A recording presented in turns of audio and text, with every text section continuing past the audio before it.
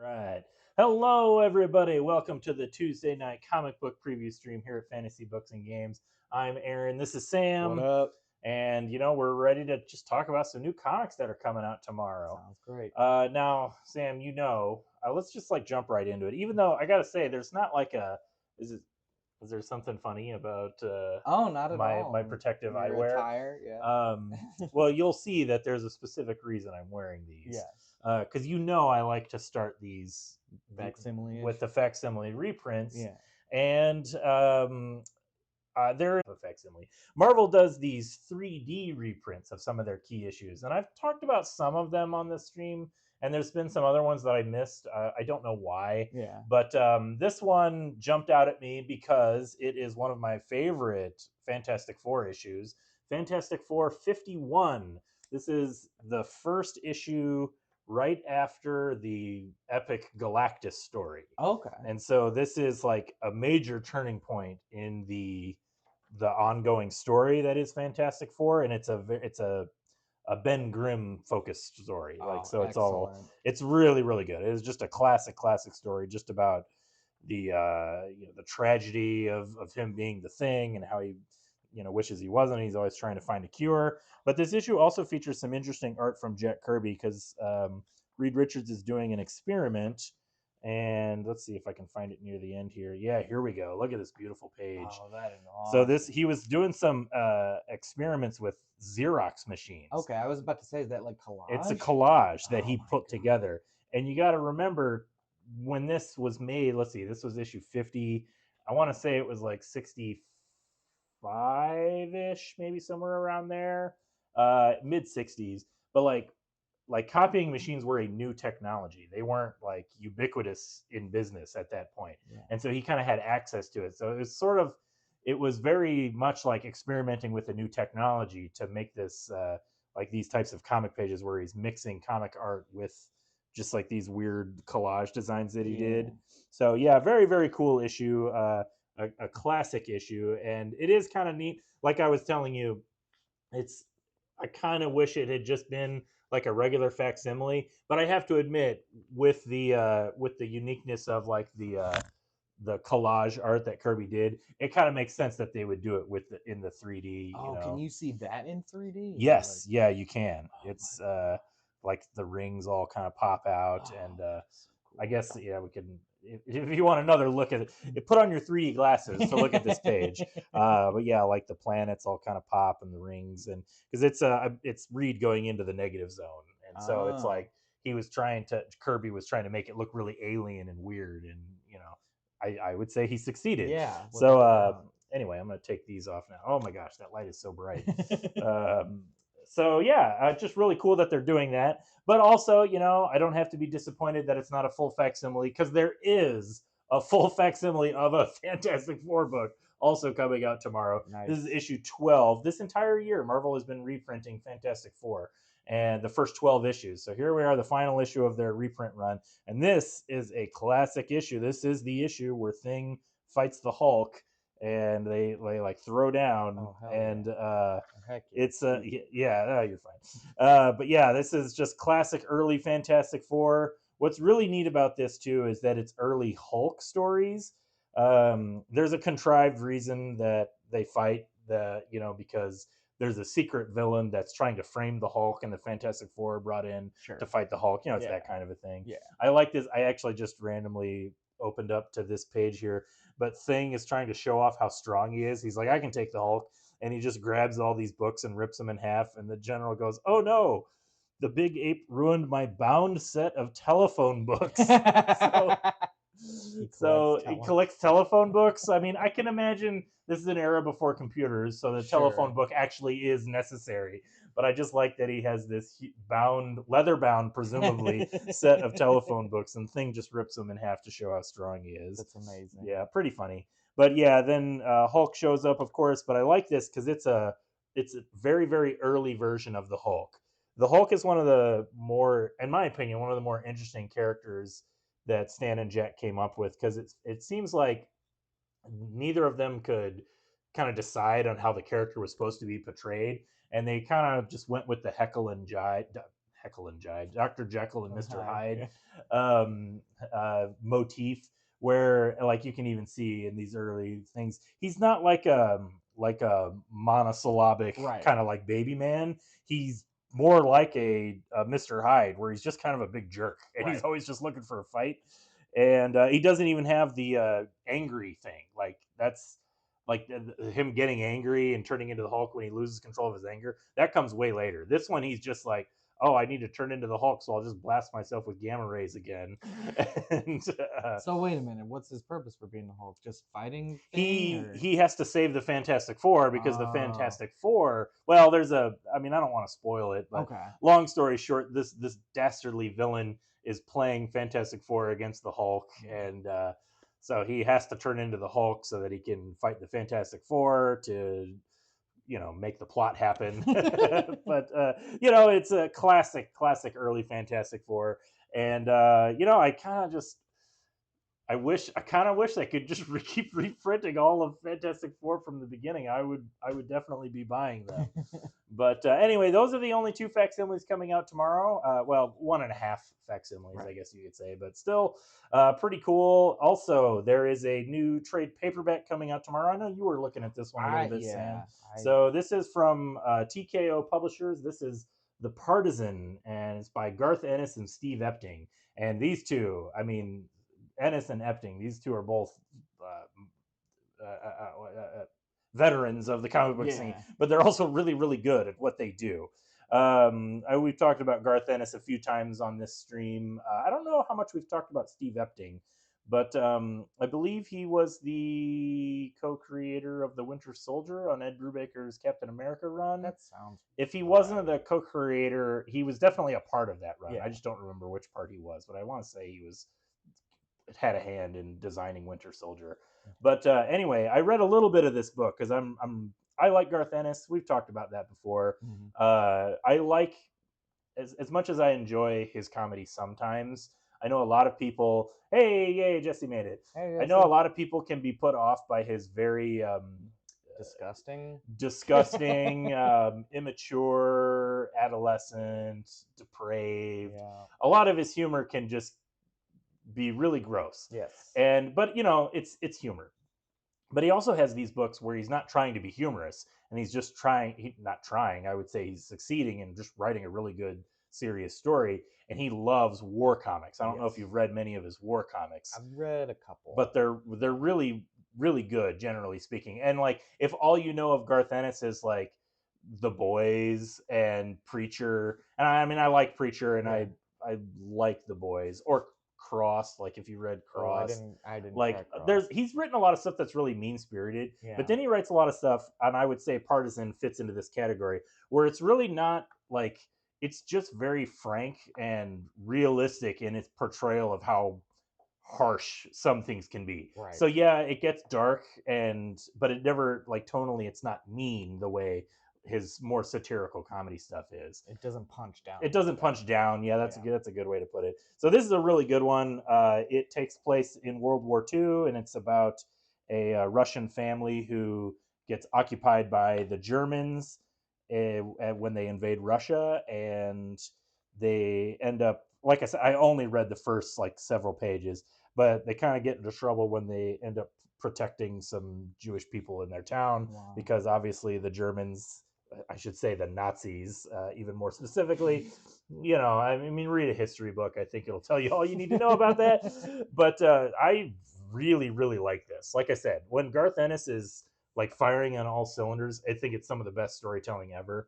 And so I cannot wait to finish reading this. I really liked it. About how far did you get through? I got up until, I'm not going to show it on camera because it's a little it's a little stark, hard to but it's definitely a very, very, very, very dark scene that we wouldn't comfortably show on camera. No. But it's really, really good. It's a good book. So I definitely recommend it. As far as the stack of new books coming out tomorrow, it's a small stack for me. It's a really small number that are actually in my pull.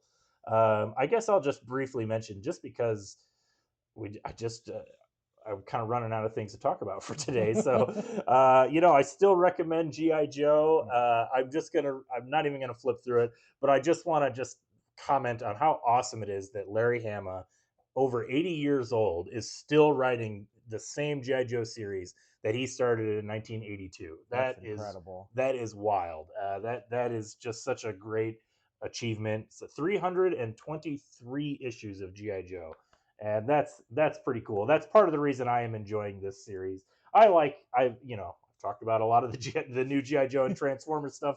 I really like them, but I think it's cool. I think one of the reasons it's like I really like GI Joe: A Real American Hero, written by Larry Hama. I know I've talked about some of the X-Men books, the new X-Men books that are written by Chris Claremont, and I've kind of I've said I'm not really into them, but Yeah. I just buy them out of a loyalty to Claremont. Yeah.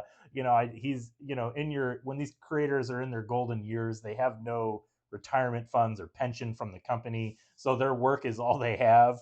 And there's a little bit of that going on with GI Joe, and that's not my opinion. Larry Hama has said that. He's straight up said that he just has to keep writing because he has no retirement plan. It's just to continue to work is his Wow. plan. He's very frank about that.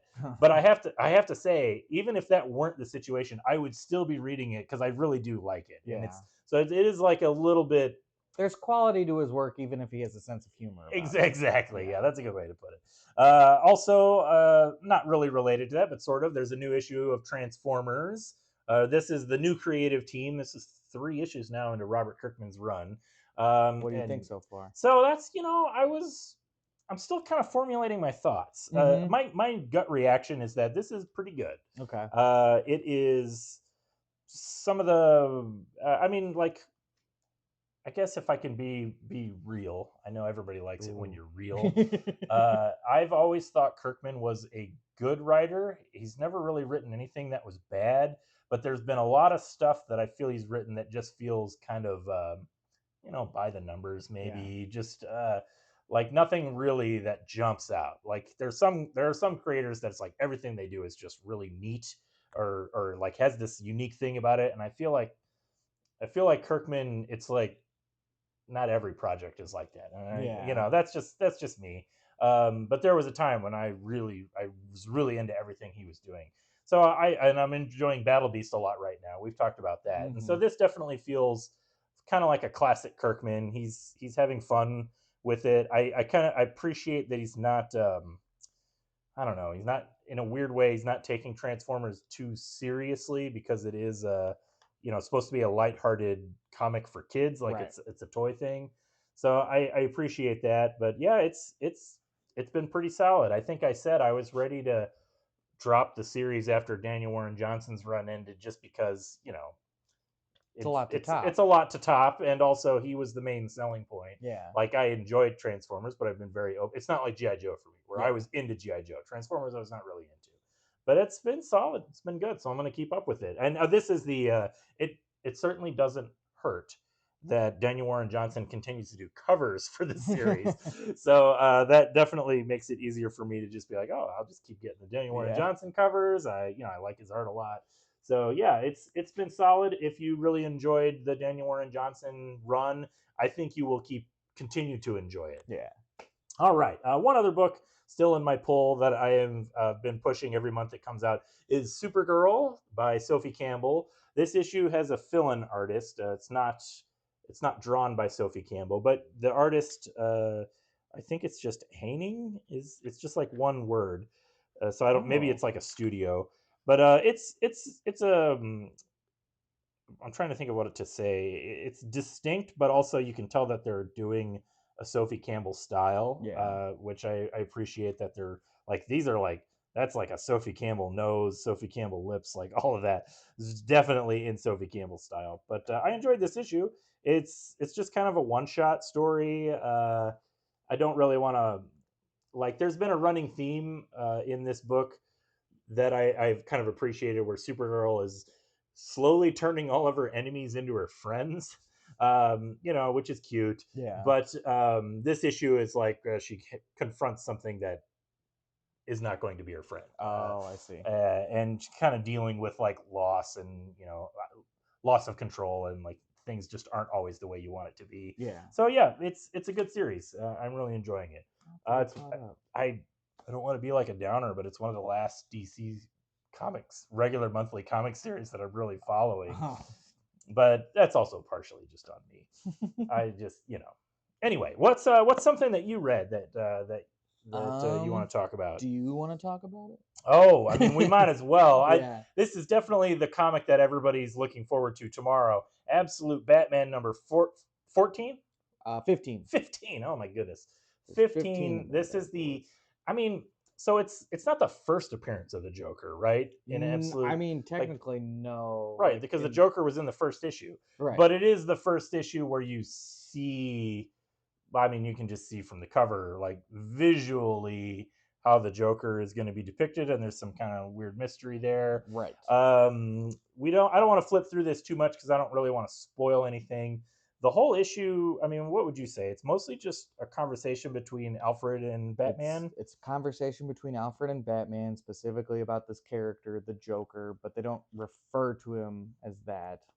It's about what Alfred knows of his history or what he thinks he knows. It's kind of unclear. He's got his own theories and stuff like that as to this man. Yeah, because there's like a lot of mystery to him, right? Like in the Absolute universe. Like, well, they can track character... him to a specific like family. Yeah.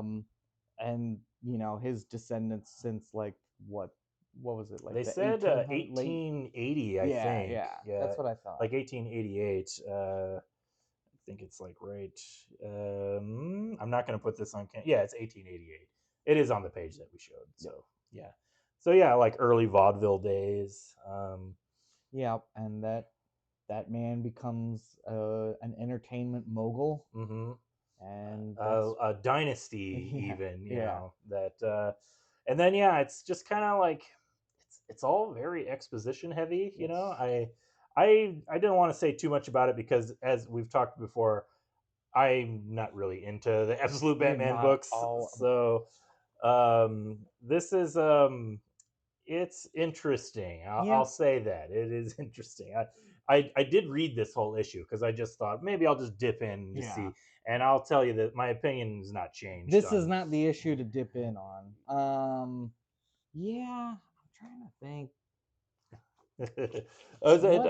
Not your favorite? Not your favorite? It was definitely not my favorite issue of Absolute Batman. Okay. I was expecting, I don't want to say a little more explanation because it's like that's gonna play out in the arc. Yeah.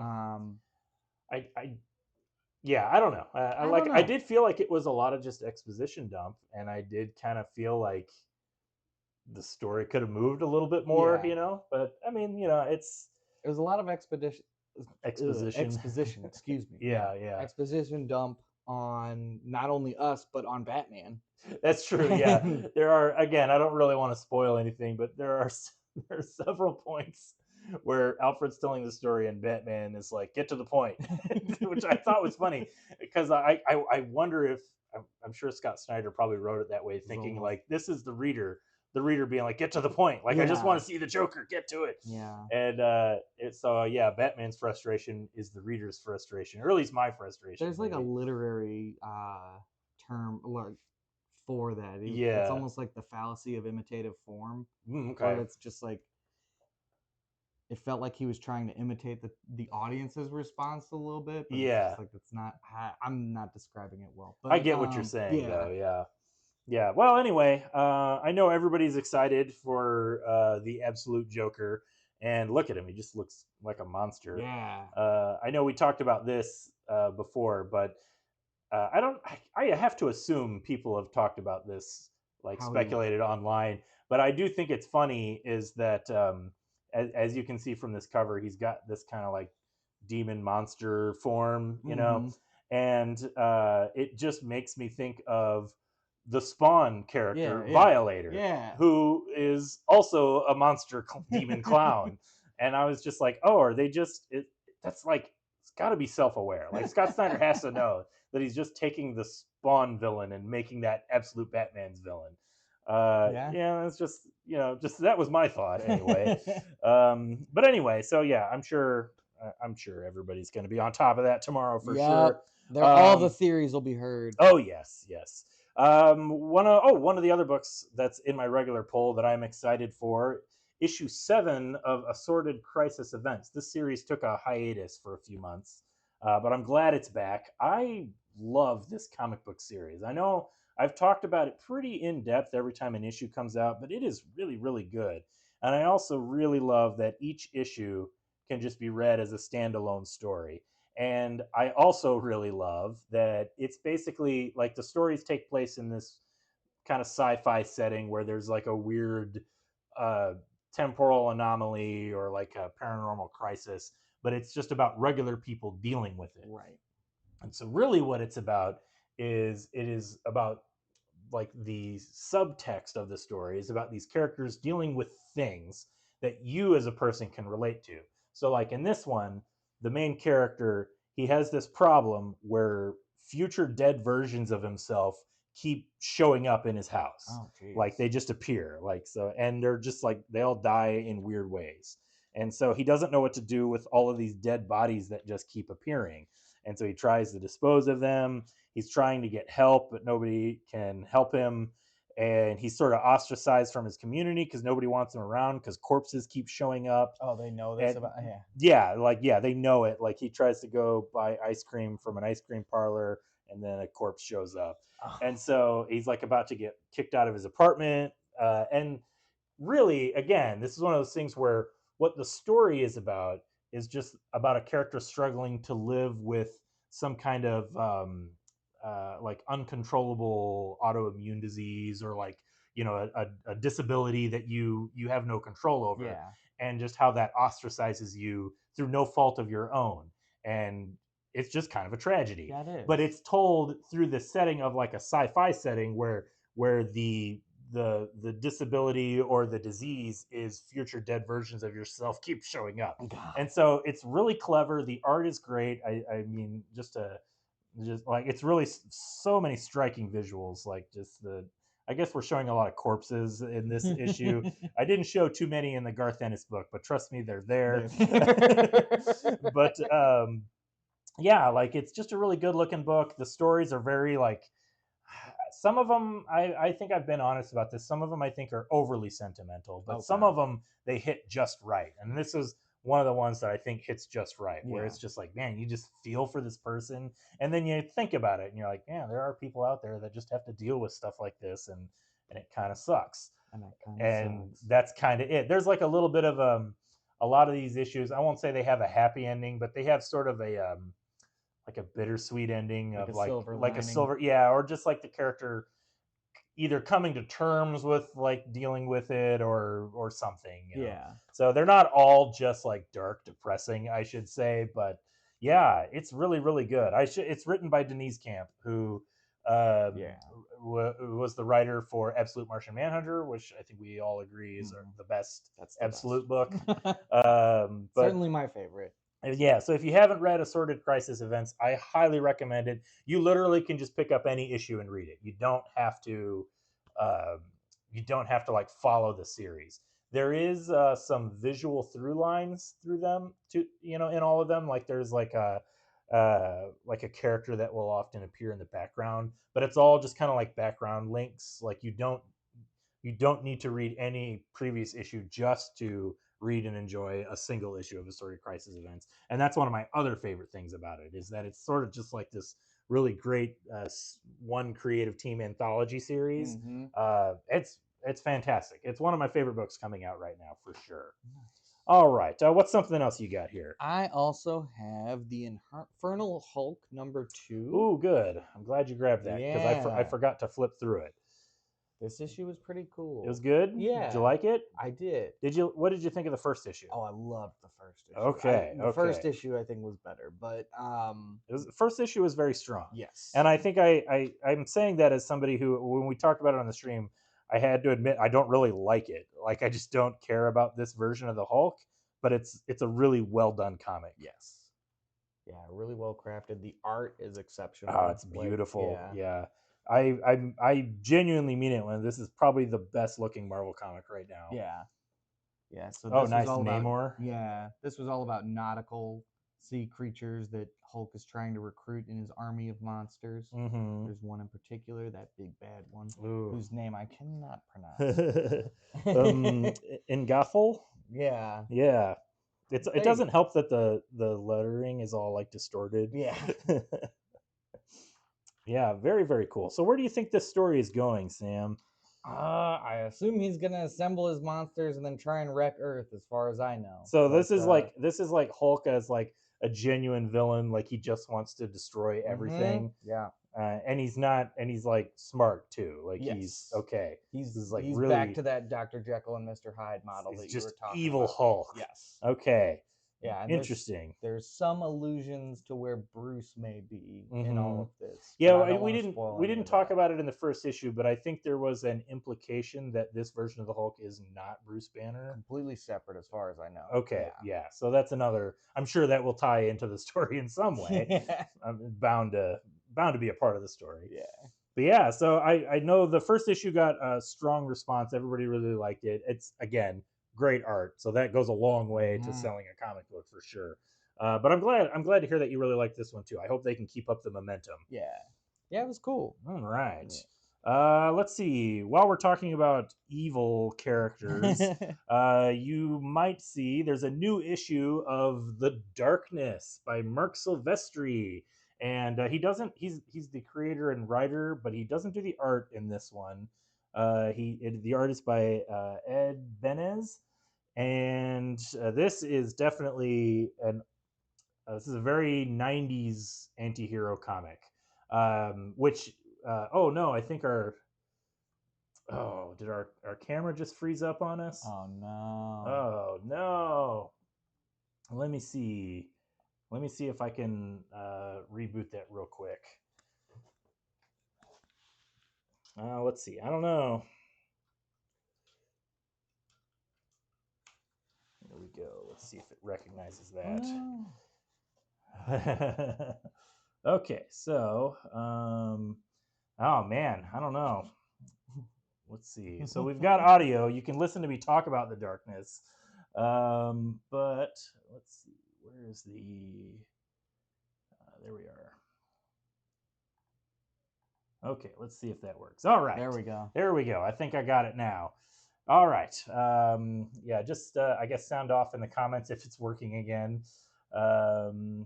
This one, oh, it looks like the downward camera though also is frozen. So let's see if we can fix that. Okay, yes, we did it. All right. Technology, you cannot defeat us today. Yeah, we beat you. Yeah, human ingenuity. It's just gonna break again. But anyway, The Darkness. This is one of those classic '90s Image books. I think it was the second wave of Image. Like Mark Silvestri, first he did Cyberforce, and then he did this book, The Darkness. Okay. So I'd never really read The Darkness. It was just I wasn't really into Image at that time. Mm-hmm. So I think, don't quote me on this, I think this is basically like a reboot of the series. Okay. If it's supposed to be a continuation, I couldn't tell, which is good, I suppose. Like it's very new reader friendly, I guess is the point I'm getting at. It's definitely reads like a 90s. Oh, I guess I got to be careful which page I open to here. There's not like outright nudity, but there's lots of adult situations, we shall say. Yes. And it is wow, this is like one of the edgiest of edgy comics that has ever been made.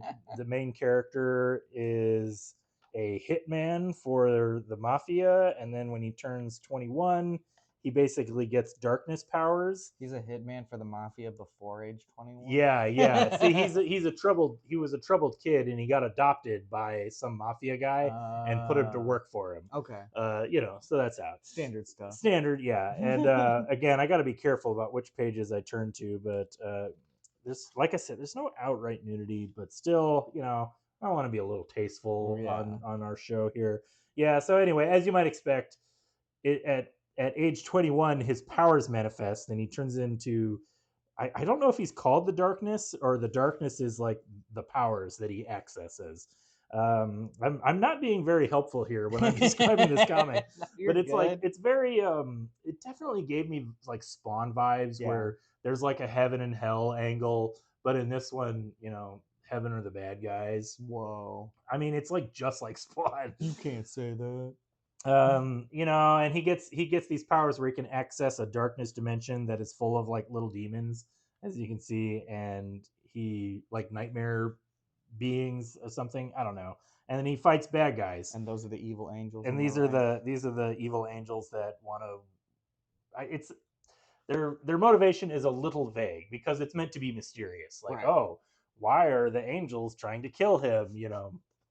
But yeah, this definitely it feels.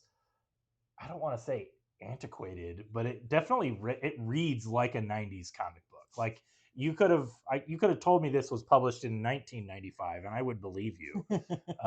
Like it doesn't feel, and I guess that's like a good and a bad thing. It doesn't feel like they're trying to update the character or the book for like a new audience. This definitely feels like they're just gonna do more of the darkness, like what Mark Silvestri's style was. But I don't know. Maybe somebody who's actually read the series, like the old issues, would have a better insight into if it's like an updated version or not. I don't know. People love their darkness. They do. We've had a Yeah. lot of people asking about it, which is one of the reasons I wanted to read it and highlight it because Right. like people are excited about it. And I mean, I've always liked Mark Silvestri's art. He was one of my favorite X-Men artists. Like Yeah. he was at the time he was swapping back and forth with Jim Lee on Uncanny X-Men. Those are great issues.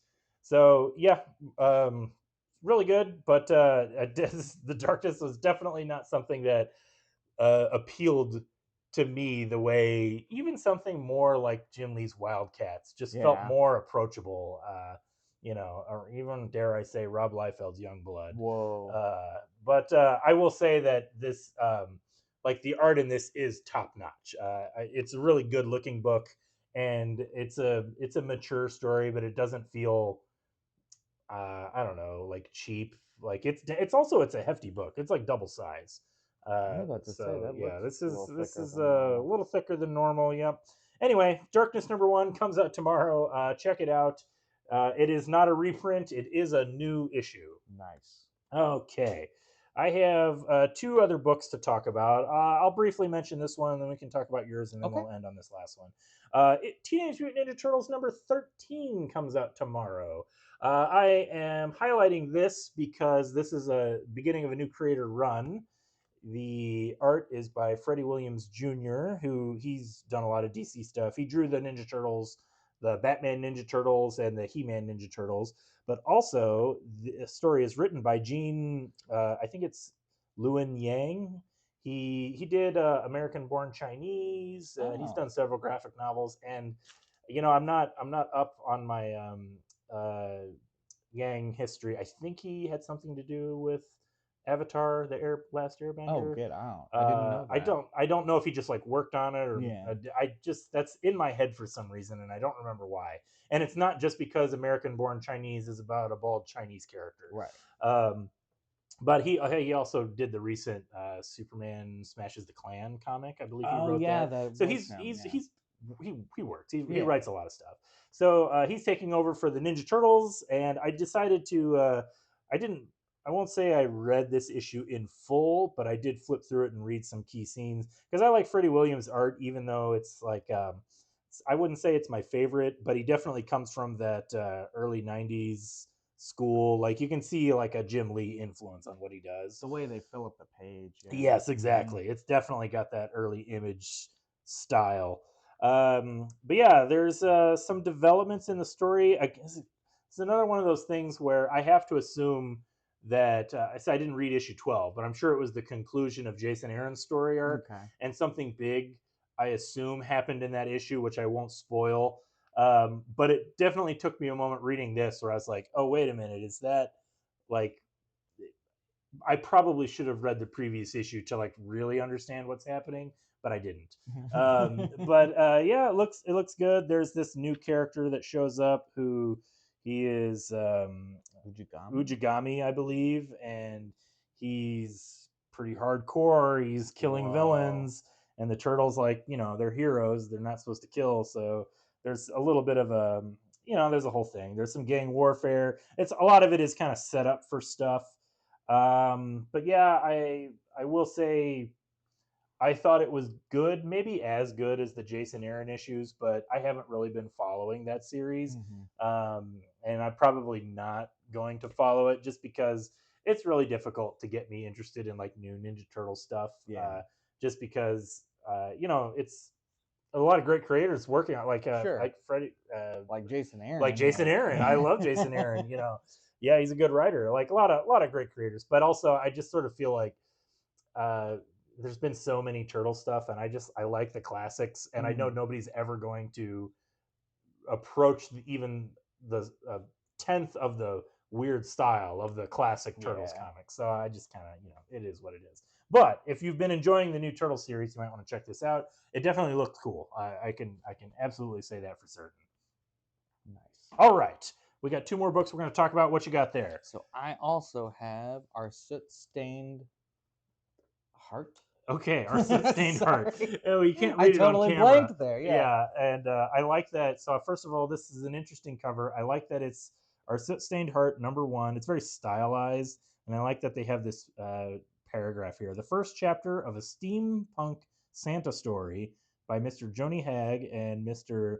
Stepan Morian, in which the unlikely messenger reaches the end of the world. Yes. That's very like a Victorian era, like adding a little explanation of what's about to happen in the chapter before you read it, which is appropriate if it's steampunk because that's the era that it would be. So that's literally all I know about this. So tell me what this comic is. So this comic is about just this topsy-turvy steampunk world in which being good is bad. You got to meet your quotas. Well, there's like a whole theme in this episode about bad is good. Yes, this carries on the theme. Okay. You have to lie, cheat, and steal in order to meet your coal quota, and if you don't do that, you're in trouble. Okay. And that's like the Santa angle, right? Okay. Yes. Our main character is a good girl. Of course. Yeah, and there's a rebel faction that like breaks her out. Okay. They got to find the governor who's behind this whole system. Mm-hmm. I got to say the art was really impressive. I was going to say, I didn't even open this book, but this is beautiful looking art. It's These pages very are great. Cool. Yeah. I like how stylized it is. Mm-hmm. Wonderful expressions on these characters. Yes. There's a really there's a bear in the later. I won't spoil. I don't want to flip through it too far to spoil anything, but the drawing of the bear is really gnarly and like really cool looking. Yeah, this looks good. I'm gonna have to give this a read. I'm glad you flipped through it because I saw it on the shelf and I was like, oh, I'm gonna try and get to that, and I just things happen. Then you lose track of what you were doing, and anyway, yeah, this looks really cool. Is this a one shot or is it? No, I believe there's a second issue solicited in somewhere in the Okay, yeah. Okay, yeah, very cool. Yeah. I'm definitely gonna have to give this a read. Yeah, I don't know. Did you have anything else? Oh no, it was cool. Right. I would highly recommend it. It was probably my favorite thing that I read today. Is it? Oh, okay. So, pick of the week. Yeah. Well, for me, yeah. For you, yeah. Well, I only read 3 things, so I don't know. Hey, still counts. Pick of the Tuesday. Pick of the Tuesday. Yeah, you haven't read the whole shelf yet. Right. Exactly. Is this your favorite holiday themed comic you've read so far this year? That's a good question. And then also follow-up question: have you read any other holiday-themed comics? I know I've read a couple, but none. A couple from last week. There was several. Like there was the I Saw Santa. There was like a Spawn thing. There was the Deck the Halls. Oh, Dread the Halls. Dread the Halls. Those were good. Yeah. That was an anthology series, I think. Yeah, we didn't talk about it the week that it came out, but I know I've talked about it in years past. I can't believe I'm even saying that because they've been putting it out yearly. Oh, the Dread the Halls. Yeah, I think that was the second or third. Might have been the third time they've done that. The one that came out last week, that was pretty good. You liked it? I okay. Did. Yeah.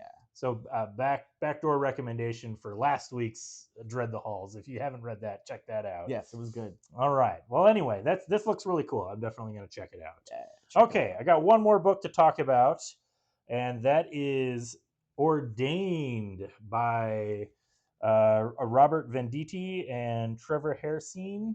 And this book, this has, so first of all, this book has such a simple premise. Okay. And I will say that I'm often very critical of comics where like the final page turn is the like the whole selling point of the issue. Uh-huh. And I think this issue does a really good job of kind of like they're not it's not overtly guilty of it because it doesn't wait until the last page to get to the point. It happens pretty early on, but it definitely has a little bit of that. Like it's just so simple that like you get to the final page and you know where it's going. You knew what the final page was going to be before you get to it. But Oh, it takes place in St. so Louis. I was about to say it takes place Yeah. in St. Louis. So That's boom, wild. you get some points right there. And the main character is this priest. He's a Catholic priest, and he gets called to the deathbed of this guy in the hospital, and he wants his last rites. Oh, okay. And he makes his all of his confessions to the priest, and it turns out that this guy is the head of the Irish mafia. And then he pulls through and has a miraculous recovery. And he's like, well, I just told that priest all of my deep, dark secrets. So we gotta So kill we him. got to kill him. And so he sends guys to kill the priest. And it turns out that's not going to be so easy because the priest is an ex Navy SEAL. And that's the whole premise. Okay. It's John Wick. Right. You know, it's John Wick, but you know, the whole premise is just the mafia trying to kill this priest who's not actually a priest. He's well, I mean, he's a priest. He is a priest, but he's an ex Navy SEAL, and so the whole issue is just like it's I don't want to say it's just one giant action fight because as you saw me flipping through it, there's actually a lot of story there. There's a lot of setup to it, but it's definitely very cinematic, and that's kind of where I was getting at with my like a lot of times I criticize these books for being too cinematic, where the whole issue is just set up, and then you get to the final page that's like now it's gonna get somewhere, but it's like you could have started right there. Yeah. You know. But anyway, I feel like this book is really well done. It's really well written. Robert Venditti, I believe he's the same writer for Planet Death, which we really liked. Yeah. So he's written a lot of Valiant stuff in the past. yes, Right. yeah. He's been doing stuff. So I liked this a lot as somebody who can appreciate just a straight action hero. Like at first of all, John Wick isn't even like my favorite. I know that's just like a go-to because it's such a cultural thing. Have you seen the Nobody movies? Did we talk about those? Nobody. So it's the same. It's the same past. creator. He did a movie called My Name Is Nobody, and except it's Bob Odenkirk. You know, like Better Call Saul, Bob Odenkirk. Yeah. And Okay. so like you might think it's a comedy because it's Bob Odenkirk, but it's a total John Wick action movie, and it's fantastic. I like it more than John Wick. Huh. So anyway, if you like those types of movies, I definitely recommend Ordained. It's very, very cool, and it's a lot of cool scenes of a Catholic priest just beating the crap out of Irish hitmen. Which that's another thing I forgot to mention. I'm not like an expert on St. Louis demographics, but Irish is not. I don't feel like I'm pretty confident in saying Irish isn't one of them. There are a few I could say, but I'm not going to because I ain't no narc. Well, like okay, but it makes me wonder if they picked Irish for the story specifically so as to not step on anybody's toes. You know what I mean? I can totally see that now. Irish mafia is totally a New York thing. Mm-hmm. Like that's what it makes me think of. So I'm like, Irish mafia. There's not. I mean, maybe there is, but like, it's certainly not what most people think of when they think of St. Louis crime. Yeah. But again, if you're just trying to tell like a silly fantasy story and maybe if you picked the wrong mafia, you might, like I don't know, it's just the theory. It's an interesting theory. I was wondering, is there a lot of like St. Louis like depictions in the book at all? Or? So that was another thing. I will say I didn't get. Let's see if I can put. I didn't get a vibe. Like I didn't see a lot of like landmarks. Like they weren't going out of their way to show St. Louis landmarks. Maybe they will in the future, but I do sort of think this could have kind of taken place anywhere, Right. you know. And so St. Louis seems like a little bit of an arbitrary. Uh, I feel like a lot of comics that take place in St. Louis could have taken I place anywhere. You know what I I was mean? gonna do Like, that. I mean, like again, we got maybe have a little more stakes involved because we're yeah. from the area. But I do feel like a lot of people will just pick St. Louis because they're like, oh, it's a flyover city. It is a big city, so it has crime and things happening. Hmm. But also, nobody knows what it looks like or cares, you know. So you can just do whatever. Yeah. That definitely is definitely. Well, we talked about that in what was it one of the Age of Oh, Revolution I know exactly what it is where it because was it like was they Cloak just or Dagger because it yeah takes place in Belleville. yeah there Yeah. no there was that where yeah it takes place in Belleville, but of course there's no, I mean it's only like 2 pages worth of Right. story in Belleville, and but so who's going to research Belleville? But no, there was like another issue where they were like on the Mississippi outside of St. Louis, Oh, and and you it's like, can't see the and there's arch. no arch, and I'm like, how are you going to have a destroyed St. Louis and not show a wrecked arch? Yeah, I And don't that know. was where I'm just like, who made that decision? Like, did you even know that the arch is in St. Louis? Yeah. Like that's the whole reason you draw St. Louis is to draw the arch, right? Like, Yes. okay, well, enough complaining about those dang East and West Coasters that think they're so much better than us just because they're on a coast. Yeah. Anyway, I really liked Ordained. I recommend it. Check it out if you just like Definitely. cool action comics.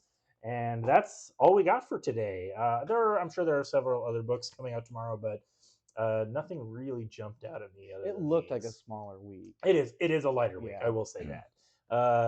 But anyway, so thanks everybody for tuning in.